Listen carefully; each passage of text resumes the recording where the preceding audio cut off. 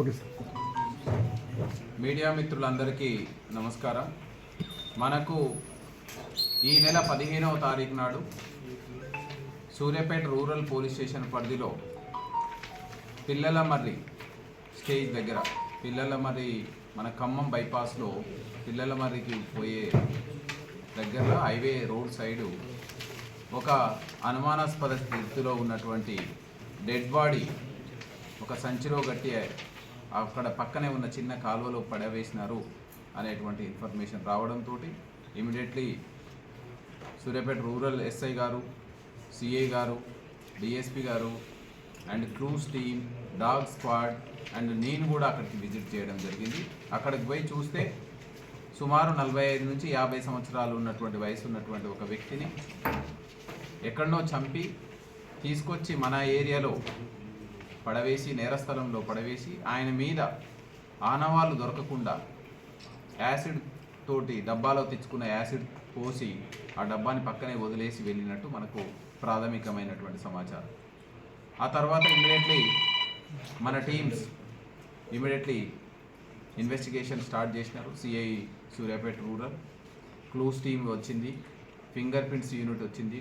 Technical data connect చేసుకున్న తర్వాత మనకు వచ్చినటువంటి టెక్నికల్ డేటాను పట్టుకుని చూస్తే ఇతను మనకు మృతుడు ఎవరైతే ఉన్నారో సత్యనారాయణ ఆలియాస్ సత్యబాబు అని, ఇతను కరక్కాయపేట అమలాపురం కోనసీమ ఆంధ్ర కోనసీమ జిల్లాకు చెందినటువంటి వ్యక్తిగా మనకు గుర్తించడం. ఇమ్మీడియట్లీ ఆయన పాస్ట్ హిస్టరీ తీసుకుంటే ఇతను గతంలో 2023 జూలై నెలలో బోయిన్పల్లి, హైదరాబాద్ సిటీలో ఉన్నటువంటి బోయిన్పల్లి పోలీస్ స్టేషన్ పరిధిలో తన ఇంట్లో సొంత భార్యని, అదేవిధంగా వాళ్ళ మర్దల్ని, భార్య వాళ్ళ తమ్ముని భార్యను కూడా కత్తితోటి అటాక్ చేయడం జరిగింది.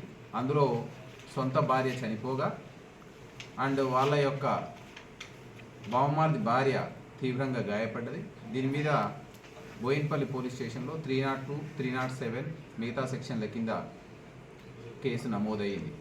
ఈ కేసు నమోదైన తర్వాత నుంచి అప్పటి నుంచి మనకు ఈ మృతుడు ఈ నెల 6వ తారీఖున జైలు నుంచి విడుదలయ్యేంత వరకు కూడా అతను విచారణ ఖైదీగా ఉండడం జరిగింది.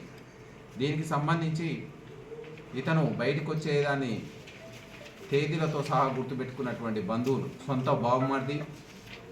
సొంత బావమార్ది కిరణ్ అని ఎవరైతే ఇందులో మెయిన్ అక్యూజ్డ్ ఉన్నాడో అతను, అదేవిధంగా వాళ్ళకి ఫ్యామిలీ మెంబర్కి సంబంధించినటువంటి బంధువులు, అంటే ఈ యొక్క మృతుని యొక్క వదిన వాళ్ళ భర్త అండ్ కొడుకు అండ్ వాళ్ళ బిడ్డ అందరూ కలిసి ఇతన్ని ఎట్లనైనా ఎలిమినేట్ చేయాలనేటువంటి ఉమ్మడి పన్నాగం పన్నడం జరిగింది.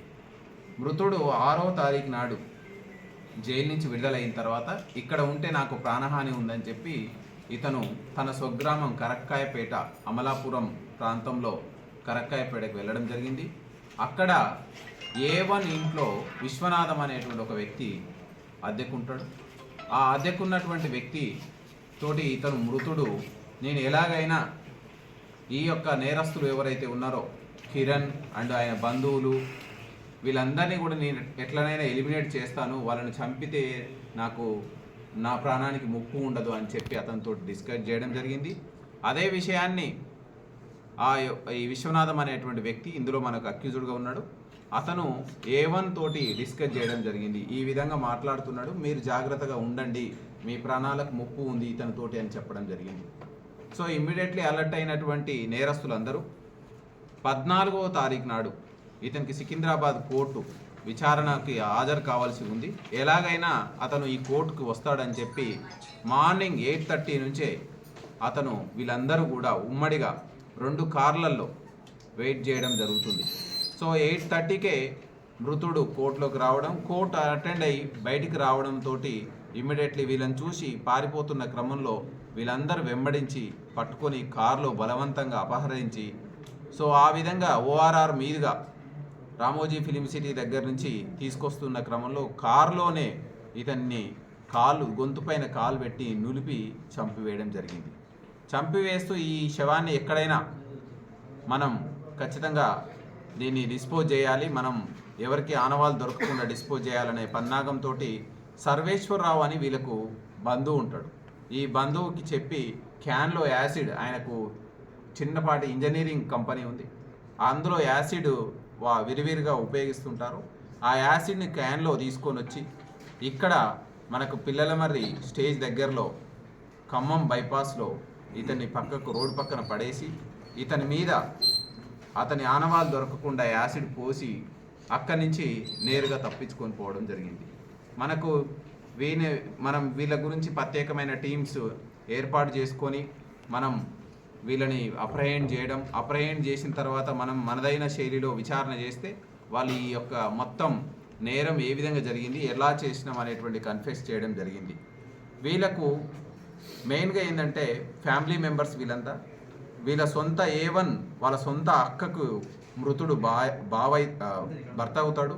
సో ఎలాగైనా వాళ్ళ అక్కని ఎలిమినేట్ చేసిండు కాబట్టి ఇతనితోటి మాకు ఫ్యూచర్లో ప్రాణహాని ఉంది, మేమందరం ఇతన్ని ఎలిమినేట్ చేసుకుంటే ప్రశాంతంగా ఉండొచ్చని ఉమ్మడిగా వీళ్ళంతా ప్రణాళిక వేసుకొని ఇతన్ని చంపి మన దగ్గర డిస్పోజ్ చేయడం జరిగింది.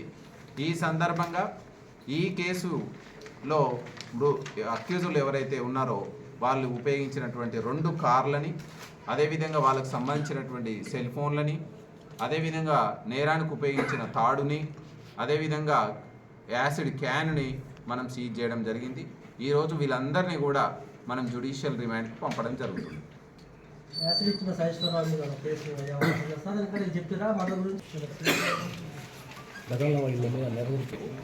గతంలో వీళ్ళ మీద నేర చరిత్ర లేదు, కానీ మృతుని మీద నేర చరిత్ర ఉంది.